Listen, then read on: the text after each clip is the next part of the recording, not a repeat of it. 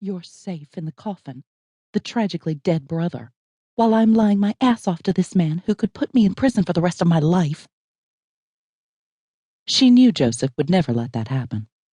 If necessary, he'd give the official a push to believe her. Right now, he was having too much fun listening to her squirm, and she supposed she deserved it. She was making him do something highly dangerous, and he would be blamed more than she would be if anything went wrong. Her father would probably just kill him on sight. He will, too, Joseph said. He'll rip me from limb to limb. You should be worrying about me ripping you from limb to limb, she threatened. How old are you? The official stared at her passport and papers, and then back up to her face. Did you pilot that plane? She lifted her chin, trying for older and much sterner. She knew she looked young, but not her eyes. If he looked her directly in the eye, he would believe what those forged papers said. And they were great forgeries. Joseph had many talents, although making up stories was clearly not one of them. I'm much older than I look, Skyler replied. It was partially the truth. She felt older, and that should count for something. She'd been through more than most women. Okay, teens. 25, he said skeptically. Joseph had insisted she'd be 25 if she was going to pilot the plane. Piloting planes had come easy to her, and it was something she especially loved, so her adopted father, Gabriel, had allowed her to learn. I have to open the coffin, the official added, watching her closely. Skyler managed a little sob and covered her mouth, nodding slightly. I'm sorry. Yes, of course. They said you would. I was expecting you to. She straightened her shoulders and spine courageously. He looked at her much more kindly. You don't need to watch. Stand over there. He nodded to a corner of the building just a few feet away. She felt a little sorry for him. If she knew anything at all about Joseph, she knew he would put on some kind of show. Don't you dare blow this by scaring him, she warned. I mean it, Joseph. You're no fun.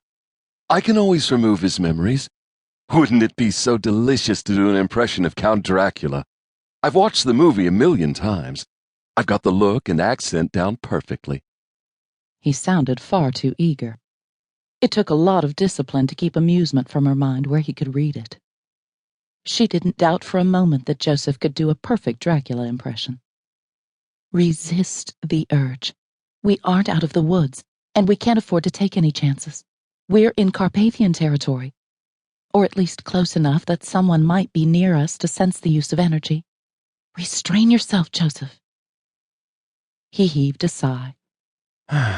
No matter what the outcome, your father is going to kill me. A slow and painful death, too. I should be able to have a little fun. That was hitting very close to the truth. Gabriel was going to murder all of them, but if their plan worked, it would be well worth it. She gave Varga a small, grateful smile and moved away from the coffin.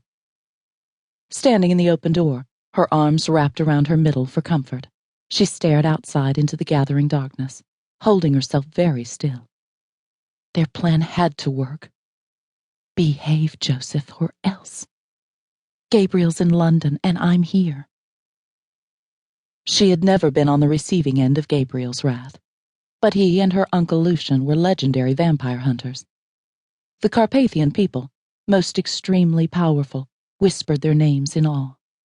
You've got a point. Laughter bubbled over in Joseph's voice. What a sorry waste of a good coffin. Now there was disgust in his tone. Skyler couldn't tell if he was going to behave or not. It was impossible with Joseph. He marched to his own drum. She sent up a silent prayer, hoping for the best. Right now, Francesca and Gabriel were probably awake, and would soon be preparing to fly to the Carpathian Mountains. They thought she was a continent away, safe with her human college friend Maria, using her vacation to help build homes and run irrigation to farmers in South America. She had never lied to them before, not once.